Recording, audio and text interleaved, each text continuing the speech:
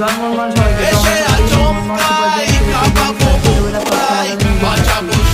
খুবই আনন্দের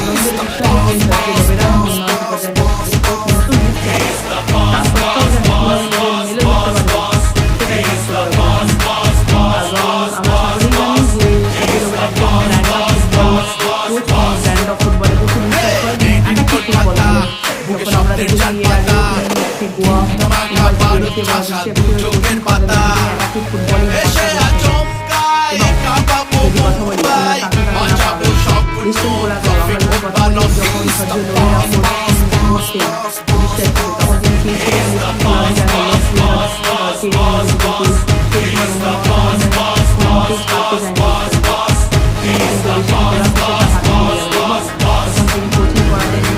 মুম্বাই সিটি এফসিতে, তখন কিন্তু তার as a centre back Mehtab Singh খেলতেন।